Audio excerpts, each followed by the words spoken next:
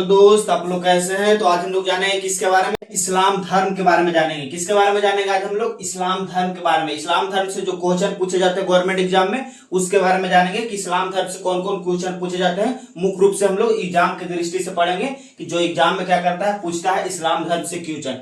सबसे पहले हम लोग जानते हैं कि इस्लाम धर्म, इस्लाम का अर्थ क्या होता है। क्या इस्लाम का अर्थ क्या होता है, इस्लाम का अर्थ क्या होता है। इस्लाम एक अरबी भाषा का शब्द है। क्या है, इस्लाम एक अरबी भाषा का शब्द है। इस्लाम क्या है, एक अरबी भाषा का शब्द है। क्या इस्लाम, इस्लाम क्या है, एक अरबी भाषा का शब्द है जिसका शाब्दिक अर्थ यह होता है, इस्लाम का शाब्दिक अर्थ यह होता है कि अल्लाह के लिए समर्पण। क्या होता है, अल्लाह के लिए समर्पण, उसी को इस्लाम, इसका शाब्दिक अर्थ क्या होता है कि जो अल्लाह के लिए समर्पण हो उसी को शाब्दिक, उसी को क्या कहा जाता है, इस्लाम धर्म कहा जाता है। इसी को मुस्लिम धर्म भी कहा जाता है। इस्लाम धर्म का दूसरा नाम क्या है, मुस्लिम धर्म। इस्लाम का दूसरा नाम क्या है, मुस्लिम धर्म। अब हम लोग देखते हैं कि इस्लाम धर्म के जो संस्थापक थे, जो इसको संस्थापना किए थे, उसके बारे में जानते हैं और डिटेल से जानते हैं कि कौन कौन से एग्जाम में पूछा जाता है उसके बारे में।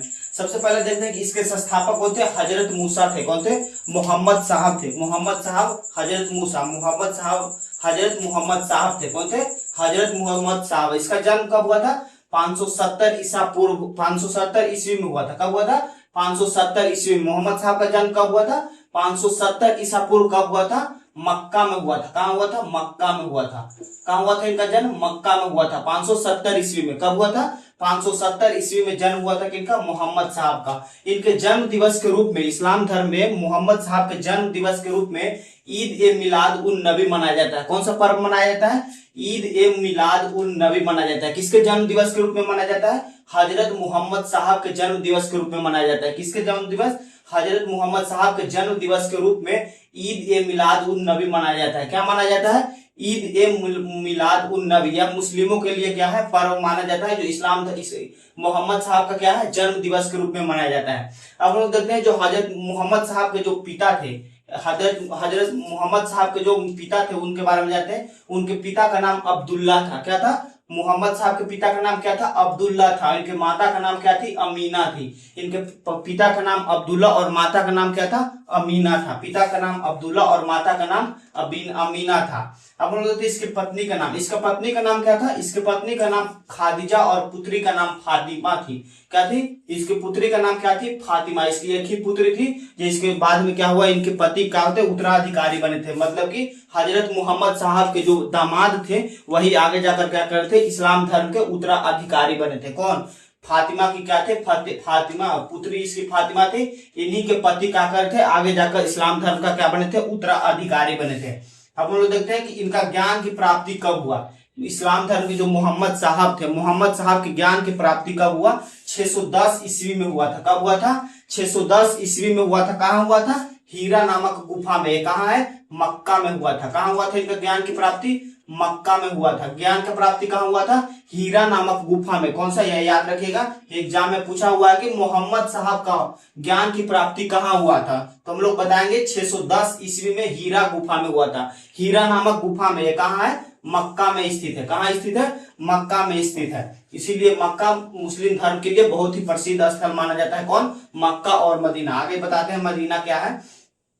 इनका प्रमुख ग्रंथ क्या है, कुरान है। इनका प्रमुख ग्रंथ क्या है, कुरान है। कुरान में मोहम्मद साहब के उपदेशों के बारे में बताया गया है। किसके उपदेश के बारे में, मोहम्मद साहब के उपदेशों का लिखा गया है। किसमें, कुरान नामक पुस्तक में लिखा गया है। किसमें लिखा गया है, कुरान नामक पुस्तक में, जो मुस्लिमों के लिए सबसे प्रमुख पुस्तक माना जाता है। क्या, मुस्लिमों के लिए सबसे प्रमुख पुस्तक कौन है, कुरान है। ये किस भाषा में लिखा गया है, अरबी भाषा में लिखा गया है। कुरान किस भाषा में लिखा गया है, अरबी भाषा में लिखा गया है। इस किसका उपदेश दिया हुआ है, या मोहम्मद साहब के उपदेशों के बारे में लिखा गया है। कौन में, कुरान में। कुरान में लिखा गया है, मोहम्मद साहब के उपदेशों को लिखा गया है। आप लोग जानते हैं इसके सबसे प्रमुख दिन शुक्रवार होता है। इस्लामों के लिए सबसे प्रमुख दिन कौन सा होता है, शुक्रवार। शुक्रवार के दिन हर एक मुस्लिम, जो मुसलमान धर्म को मानता है, वो हर मुस्लिम क्या करता है, मस्जिद में जाता है और पश्चिम दिशा की ओर, किस दिशा की ओर, पश्चिम दिशा की ओर, पश्चिम दिशा की ओर मुंह करके क्या करता है, नमाज को क्या करता है, पढ़ता है। नमाज को क्या करता है, पढ़ता है। किस दिशा की ओर, पश्चिम दिशा की ओर। पश्चिम दिशा की ओर ही क्यों मुंह करके पढ़ते हैं, क्योंकि पश्चिम दिशा में, भारत के पश्चिम में ही क्या है, मक्का और मदीना स्थित है। मक्का और मदीना किस स्थिति में, भारत के पश्चिम में ही मक्का और मदीना स्थित है। इसीलिए मुसलमान लोग क्या करते हैं, पश्चिम दिशा की ओर मुंह करके क्या करते हैं, नमाज पढ़ते हैं, नमाज पढ़ते हैं। इसका सबसे प्रमुख दिन कौन सा है, शुक्रवार है। सबसे प्रमुख दिन कौन है, शुक्रवार। कहाँ पढ़ते हैं ये लोग, मस्जिद में पढ़ते हैं, मस्जिद में पढ़ते हैं। ये लोग कहाँ पढ़ते हैं नमाज को, मस्जिद में पढ़ते हैं। कहाँ पढ़ते हैं, इसका पूजा स्थल को क्या कहा जाता है, मस्जिद कहा जाता है। अब हम देखते हैं हिजरी संवत क्या है। हिजरी संवत क्या है, यह 622 ईस्वी में चालू किया गया था। क्या, हिजरी संवत। हिजरी संवत को ही मुस्लिम संवत का भी कहा जाता है। क्या कहा जाता है, मुस्लिम संवत भी कहा जाता है। हिजरी संवत को मुस्लिम संवत भी कहा जाता है। हिजरी संवत को मुस्लिम संवत भी कहा जाता है। यह 622 ईस्वी में शुरू किया गया था। 622 ईस्वी में शुरू किया गया था। यह किस लिए शुरू किया गया था, जो मक्का से मदीना की दूरी होती है, जो मक्का से मदीना, मक्का से मदीना की दूरी, मक्का से मदीना की दूरी, मक्का से मदीना की दूरी को ही, मक्का से मदीना की दूरी को जितना दिन में तय किया गया उसी को हिजरी संवत कहा गया। क्या कहा गया था, मक्का से मदीना जो दूरी है उसको कितने उतने जितने दिन में पूरा किया गया उसी को क्या कहा गया था, हिजरी संवत कहा गया था।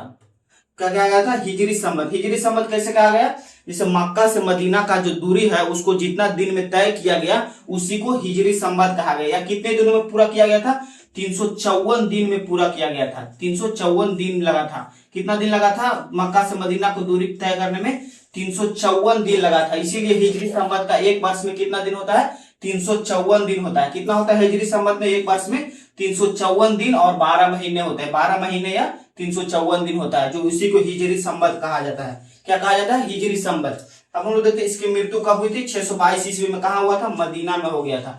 इनकी मृत्यु कहाँ हुई थी, मदीना में हो गई थी। कब हुई थी, 632 ईस्वी में हुआ था। कब हुआ था इनकी मृत्यु, मोहम्मद साहब की मृत्यु कब हुई, 632 ईस्वी में हुआ था, मदीना में हुआ था। कहाँ हुआ था, मदीना में। इसीलिए मक्का और मदीना दोनों क्या है, इस्लाम धर्म के लिए पवित्र स्थल माना जाता है। क्या माना जाता है, सबसे पवित्र स्थल माना जाता है। कहा जाता है कि मुसलमान जो है वो मक्का और मदीना की यात्रा नहीं किया तो वो सच्चा मुसलमान नहीं माना जाता है, क्योंकि अपने पूरे जीवन काल में एक बार मक्का और मदीना जाना अनिवार्य मानता है। कौन, इस्लाम धर्म के लोग। इस्लाम धर्म के लोग मक्का और मदीना जाने के लिए जीवन में एक बार क्या मानते हैं, सबसे महत्वपूर्ण मानते हैं कि इस्लाम धर्म को एक बार जाना चाहिए। कहाँ, मक्का या मदीना में, दोनों जगह जाना चाहिए।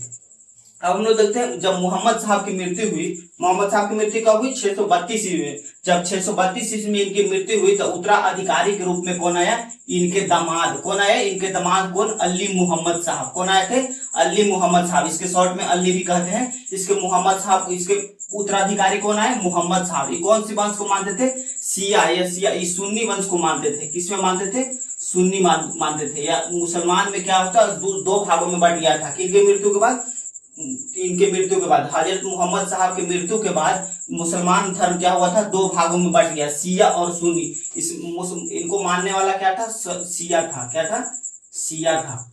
मोहम्मद साहब को मानने वाला धर्म क्या था, शिया था। और जो अली साहब को जो मानता था उसे सुन्नी कहा गया जाता था। कौन सा धर्म कहा जाता था, सुन्नी। मुसलमान धर्म दो भागों में बट गया। कब बटा था, जब मोहम्मद साहब की क्या हुई, मृत्यु हुई तो मुसलमान धर्म दो भागों में बट गया। कौन कौन, शिया और सुन्नी में बट गया। कौन में, शिया और सुन्नी में बट गया। शिया को मानने वाले मोहम्मद साहब होते थे और जो सुन्नी को मानने वाले, अली मोहम्मद साहब को जो मानने वाले थे वो कौन सा धर्म मानते थे, सुन्नी को मानते थे। इसके बाद जब उत्तराधिकारी अली मोहम्मद साहब की मृत्यु हुई उसके बाद कौन सा पद आया, खलीफा का पद आया था। कब आया था खलीफा का पद, जब अली मोहम्मद साहब की मृत्यु हुई तो आगे कौन सा पद आया, खलीफा का पद आया। ये भी याद रखिएगा, एग्जाम में पूछा हुआ है कि खलीफा का पद कब समाप्त किया गया था। क्या, खलीफा का पद कब समाप्त किया गया, तो 1925 ईस्वी में समाप्त किया गया था। कब किया गया था, 1925 ईस्वी में। किसके द्वारा, मुस्तफा कमाल पाशा के द्वारा समाप्त किया गया था। किसके द्वारा, मुस्तफा कमाल पाशा के द्वारा खलीफा का पद क्या किया गया था, समाप्त किया गया था। कब किया गया था, 1925 ईस्वी में। याद रखेगा, ये भी पूछा हुआ है एग्जाम में कि मुस्तफा कमाल पाशा ने समाप्त किया था किसका, खलीफा का पद का। खलीफा का पद का समाप्त किसने किया, मुस्तफा कमाल पाशा ने किया था। अब हम लोग देखते हैं जो भारत पर आक्रमण किए थे अरब मुस्लिम। भारत पर सबसे पहले अरब मुसलमान आक्रमणकारी कौन थे, मोहम्मद बिन कासिम थे। ये भी पूछा हुआ है, मोहम्मद बिन कासिम। मोहम्मद बिन कासिम, मोहम्मद बिन कासिम था। कौन था, भारत पर सबसे पहले मुस्लिम आक्रमण करने वाला कौन था, मोहम्मद बिन कासिम था। यह कब किया था, 712 ईस्वी में किया था। कब किया था भारत पर आक्रमण, 712 ईस्वी में आक्रमण किया था भारत पर। और मोहम्मद बिन कासिम ने ही भारत में पहला बार जजिया कर लगाया था। क्या लगाया था, जजिया भारत पर पहला बार कौन लगाया था? मोहम्मद बिन कासिम ने ही लगाया था। या गैर मुसलमानों पर लगाया गया था। जजिया किस पर लगाया गया था? गैर मुसलमानों पर, मुसलमान के लोगों पर नहीं, जो गैर मुसलमान थे उस पे लगाया गया था। क्या लगाया गया था? जजिया लगाया गया था। कौन सबसे पहले लगाया था? मोहम्मद बिन कासिम ने ही लगाया था। 712 ईस्वी में क्या किया था? भारत पर आक्रमण किया था। आई होप आप लोग समझ गए होंगे पूरा मुस्लिम धर्म के बारे में। जो एग्जाम के लिए इंपॉर्टेंट है वो हम बता दिए। तब तक के लिए धन्यवाद। जय